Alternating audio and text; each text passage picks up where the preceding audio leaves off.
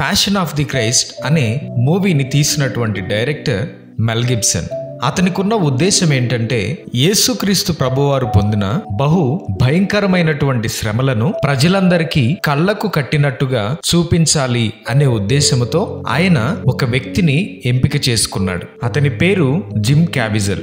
వాస్తవానికి ఆ వ్యక్తి రక్షణ పొందిన వ్యక్తి కాదు. యేసుక్రీస్తు పైన సరి అయిన అభిప్రాయం కూడా అతనికి లేదు. యేసు ప్రభు వారిలా నీ ముఖం ఉంది కాబట్టి డబ్బు ఇస్తాను, వచ్చి యాక్ట్ చేయి అంటే వచ్చాడు. ఆ చిత్రాన్ని చాలా అద్భుతంగా చిత్రీకరిస్తున్నారు. యేసు ప్రభు వారిని కొరడాలతో కొట్టేటటువంటి సన్నివేశం వచ్చినప్పుడు అక్కడున్న రోమన్ సైనికుల యొక్క కొరడాలకు 4 శాఖలుంటాయి. ప్రతి శాఖకు 4 గాలపు ముళ్ళు ఉంటాయి. ఒక్కసారి ఆ కొరడాతో కొడితే 16 చోట్ల చీలిపోతుంది. ఆ సన్నివేశాన్ని వారు ఒరిజినల్ గా తీయాలి అనే ఉద్దేశంతో యేసు ప్రభు వారి యొక్క పాత్ర పోషిస్తున్నటువంటి జిమ్ క్యావిజల్ అనే వ్యక్తిని అప్పటికే అతని దేహం అంతా ఒక కవచంతో నింపారు. అయితే అతనిని బండకు బంధించి మొదటి దెబ్బను కొట్టారు. ఆ వ్యక్తి చాలా అద్భుతంగా ఎమోషనల్ గా నటించాడు. రెండవ దెబ్బ కొట్టారు, అదే స్పందన అతనిలో ఉంది. ఆ మూవీ తీస్తున్నటువంటి డైరెక్టర్ అనుకుంటున్నాడు చాలా అద్భుతంగా ఈ వ్యక్తి నటిస్తున్నాడు అని.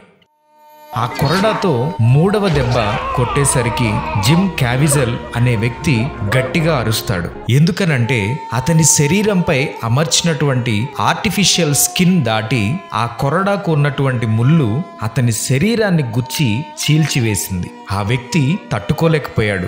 రక్తము దారలుగా కారిపోతుంది. వెంటనే అంబులెన్స్ వచ్చింది. హాస్పిటల్కి ఆ వ్యక్తిని తీసుకుని వెళ్లారు. ఆ ఒక్క కొరడా దెబ్బకు ఆ వ్యక్తికి 16 కుట్లు వేశారు. అప్పుడు జిమ్ క్యావిజల్ అడుగుతాడు మెల్ గిబ్సన్ని, మెల్ గిబ్సన్, యేసు ప్రభు వారిని నిజంగా ఎంత భయంకరంగా కొట్టారా? ఒక్క దెబ్బ నేను తట్టుకోలేకపోయాను. 16 కుట్లు పడ్డాయి. ఒక్క దెబ్బ తట్టుకోలేక నా శరీరము జ్వరం వచ్చింది. యేసు ప్రభు వారిని ఇంత భయంకరంగా కొట్టారా? ఇంత భయంకరంగా హింసించారా అని అడుగుతాడు. అప్పుడు మెల్ గిబ్సన్ చెప్తాడు, మనము తీస్తున్నటువంటి ఈ చిత్రంలో కేవలము యేసుక్రీస్తు ప్రభు యొక్క వేదనను, ఆయన పొందిన శ్రమలను 40% మాత్రమే చూపిస్తున్నాం. ఆయన పొందినటువంటి వేదన చాలా గొప్పది. దానిని భరించటం ఎవరి తరం కాదు అని కొన్ని విషయాలు యేసుక్రీస్తు ప్రభు వారి గురించి చెప్తున్నప్పుడు హాస్పిటల్లోనే బెడ్ మీద ఉన్నటువంటి జిమ్ క్యావిజల్ అనే వ్యక్తి వెంటనే మోకాళ్ల మీద పడి ఆయనను సొంత రక్షకునిగా అంగీకరించి మారు మనసు పొందుతాడు.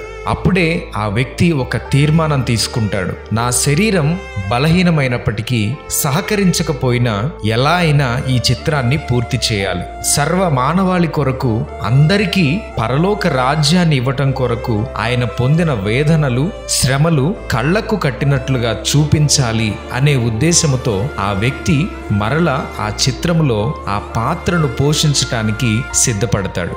సిలువ మోస్తున్నప్పుడు అతని భుజము చెదిరినప్పటికీ, భయంకరమైనటువంటి జ్వరము ఉన్నప్పటికీ ఆ వ్యక్తి ఆ చిత్రాన్ని పూర్తి చేస్తాడు. ఆ చిత్రాన్ని చూసి కొన్ని లక్షల మంది ప్రభువును తమ సొంత రక్షకునిగా అంగీకరించారు.